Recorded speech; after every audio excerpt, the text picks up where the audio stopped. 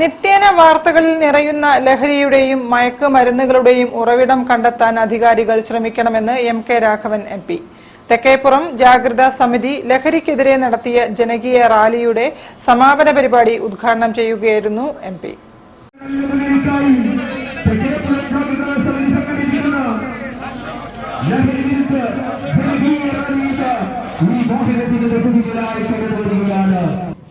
നാടിന്റെ നന്മയ്ക്കായി ഒറ്റക്കെട്ടായി നൂറുകണക്കിന് പേർ പങ്കെടുത്ത റാലി ഫ്രാൻസിസ് റോഡിൽ നടന്ന ചടങ്ങിൽ police SHO Jithesh flag off ചെയ്തു.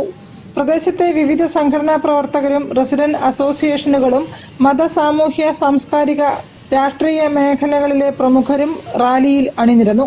ജാഗ്രതാ സമിതി chairman K. Moideen Koya, convener NP Noushad, corporation കൗൺസിലർമാരായ SK അബൂബക്കർ, P. മുഹസിന തുടങ്ങിയവർ നേതൃത്വം നൽകി.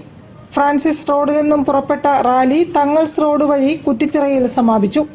സമാപന സമ്മേളനം M.K. രാഘവൻ MP ഉദ്ഘാടനം ചെയ്തു.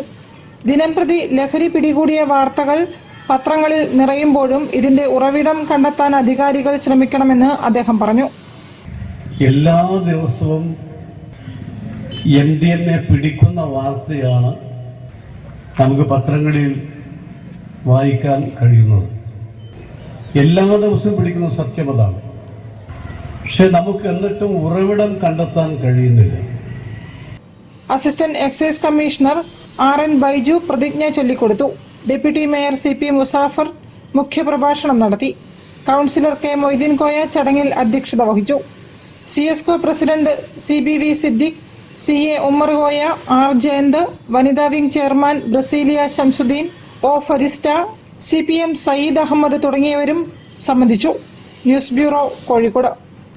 തിരിച്ചെത്താം ഒരു ഇടവേളയ്ക്ക് ശേഷം. ക്യാൻസറിനെതിരെ പൊരുതാനായി കാലിക്കറ്റ് സിറ്റി സർവീസ് സഹകരണ ബാങ്കും MVR ക്യാൻസർ സെന്ററും സംയുക്തമായി അവതരിപ്പിക്കുന്ന ക്യാൻസർ ചികിത്സാ സഹായ പദ്ധതിയാണ് മാസ് കെയർ.